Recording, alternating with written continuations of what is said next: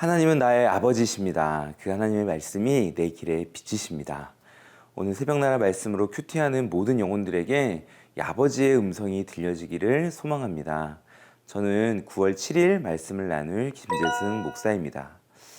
요즘에는 많이 줄어들었지만 목사님이 어릴 때만 해도 매일 아침마다 거의 모든 집 앞에는 이 신문이 배달되어 있었습니다.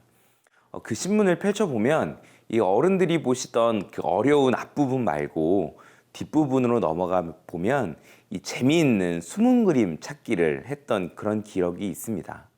이 하나의 그림 작품 안에 교묘하게 숨어 있는 그러나 그림이 의미하고 표현하는 메시지와는 전혀 상관없는 사물이 그 그림 안에 어디 숨어 있는지를 찾아내고 또 저희 누나와 함께 누가 더 많은 것을 찾아냈는지 자랑해보고는 하였었는데요. 지금도 숨은 그림 찾기는 인터넷이나 여러 서적들에서 종종 찾아볼 수 있습니다. 이 재미있는 놀이거리인 숨은 그림 찾기. 하지만 그 그림과 아무런 상관도 없고 조화도 이루지 못하는 숨어있는 그림 몇 조각이 발견되면 그때부터 우리 눈에는 이 전체적인 그림이 아니라 우리가 찾아낸 숨은 그림만 보이게 된다는 사실을 혹시 알고 계셨나요? 오늘 우리의 삶은 하나님께서 그려놓으신 한 폭의 그림입니다. 그런 우리의 삶에 교묘하게 숨어있는 죄, 미움, 시기 질투를 그냥 놔둔다면 결국 우리의 삶을 통해서 보이는 것은 하나님의 뜻이 아니라 숨겨져 있는 그림뿐일 것입니다. 오늘 말씀 묵상을 통해서 우리를 향하신 하나님의 진정한 뜻과 마음을 발견하기를 소망합니다. 오늘 나눌 말씀의 제목은 숨은 의미 찾기입니다. 오늘의 말씀은 예레미야 29장 15절에서 23절입니다. 이는 너희가 여호와께서 바벨론에서 우리를 위해 예언자들을 일으키셨다 라고 말했기 때문이다. 다윗의 보좌에 앉은 왕에 대해서 이 성읍에 사는 모든 백성에 대해서 너희와 함께 포로로 가지 않은 너희 형제들에 대해서 여호와가 이렇게 말한다. 만군의 여호와가 말한다. 보라, 내가 그들에게 칼과 기근과 전염병을 보낼 것이다. 내가 그들을 먹을 수 없을 정도로 아주 형편없는 무화과처럼 만들 것이다. 내가 칼과 기근과 전염병으로 그들을 추적할 것이다.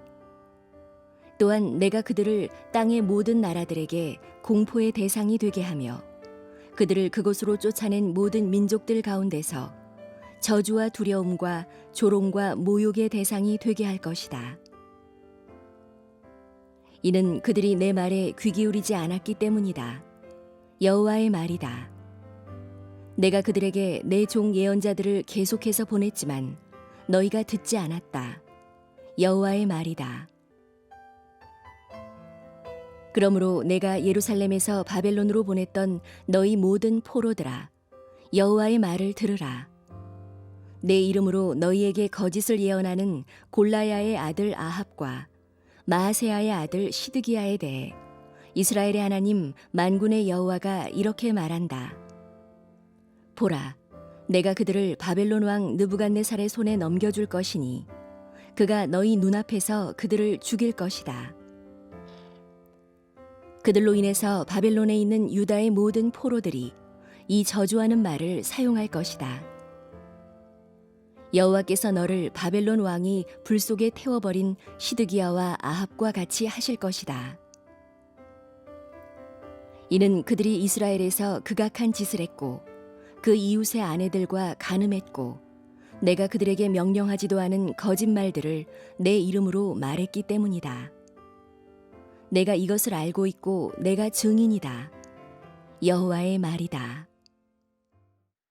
솔로몬 왕 이후에 남유다와 북이스라엘로 분열된 유대민족은 약 400년 동안 서로 다툼이 끊이지 않았고 또 외세의 침략도 수없이 받아왔습니다. 그러던 중에 결국 기원전 587년 남유다가 이 시드기야 왕을 마지막으로 바벨론에 의해서 멸망하게 됩니다. 이 대부분의 남유다 백성들은 바벨론으로 끌려가서 포로 생활을 시작하였고 이 소수의 유다 백성들은 예루살렘에 그대로 남아있게 되었습니다. 그대로 남아 있었던 그 유다의 백성들, 과연 그들에게는 앞으로 어떠한 일들이 펼쳐지게 될까요? 함께 17절 말씀을 읽겠습니다. 만군의 여호와가 말한다. 보라, 내가 그들에게 칼과 기근과 전염병을 보낼 것이다. 내가 그들을 먹을 수 없을 정도로 아주 형편없는 무화과처럼 만들 것이다.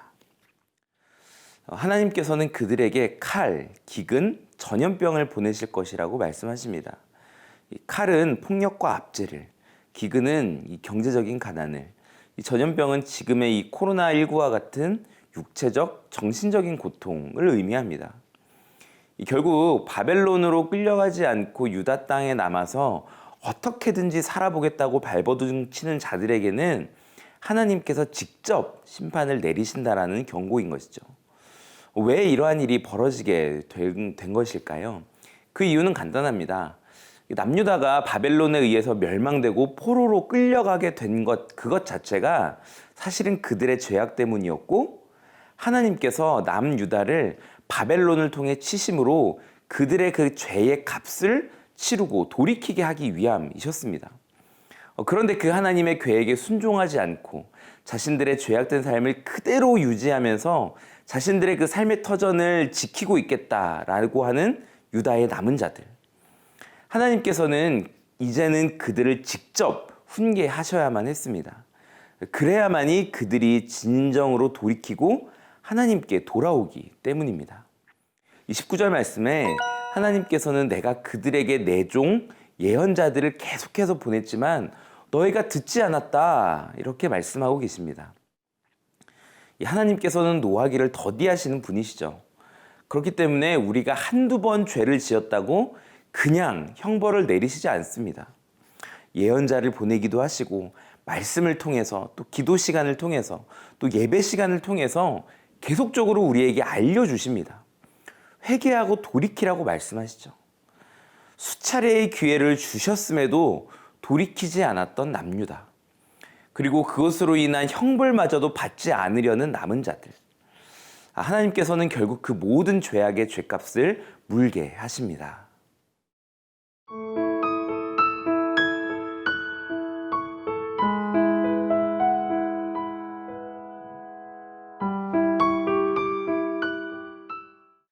오늘 본문의 앞부분은 이 남유다에 남아있던 자들에 대한 이야기였다면, 이제 남유다로 끌려간 자들에게는 어떠한 일들이 벌어질까요?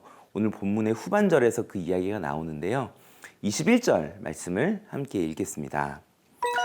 내 이름으로 너희에게 거짓을 예언하는 골라야의 아들 아합과 마아세야의 아들 시드기야에 대해 이스라엘의 하나님 만군의 여호와가 이렇게 말한다. 보라, 내가 그들을 바벨론 왕 느부갓네살의 손에 넘겨줄 것이니 그가 너희 눈앞에서 그들을 죽일 것이다. 이제 본격적으로 이 죄악의 선봉에 섰던 자들에 대한 이 처벌이 시작됩니다. 먼저는 거짓을 예언하는 거짓 예언자 아합과 또 남유다의 마지막 왕이었던 이 시드기야에 대한 저주가 나오는데요. 그 내용은 실로 끔찍합니다. 남유다로 끌려간 그들은 자신들의 백성들이 모두 보는 앞에서 바벨론 왕 느부갓네살에 의해 죽임을 당하게 될 것이라고 말씀은 기록합니다. 너무나도 비참한 최후인 것이죠. 이 아합과 시드기야는 남유다를 호령하던 지도자들이었습니다. 강력한 권력을 손에 쥐고 있던 자들이었죠. 그들의 말 한마디에 국가의 운명이 좌지우지되는 것이 현실이었습니다. 그런 그들이 이제는 힘없이 바벨론의 포로로 끌려가게 되었습니다. 그리고 결국은 이 예레미야의 예언을 통해서 비참한 죽음이 예언되었습니다. 왜일까요? 그것이 하나님의 뜻이었기 때문입니다. 사랑하는 새벽나라 친구들, 이 세상에 그 어떤 것도 하나님의 뜻보다 우선되는 것은 없습니다. 권력이든 지식이든 부유함이든 하나님의 뜻보다 우선되는 것은 없습니다. 그런데 우리 인간들은 하나님의 뜻보다는 당장 자신에게 있는 힘, 지식, 돈, 인기, 이러한 것에 의지하고 그것이 전부인 것인 양 착각하며 하나님의 뜻을 거스르며 살아갑니다. 그리고 죄를 지으면서도 그것이 죄인 줄 알지 못하고 살아가는 것이죠. 하나님은 결국 그 모든 것을 제자리로 돌려놓기 원하십니다. 오늘 하나님의 뜻을 발견하십시오. 그리고 내 삶에 죄악된 모습이 있다면 하나님께 회개하고 돌이키는 오늘 하루가 되기를 소망합니다. 기도하겠습니다.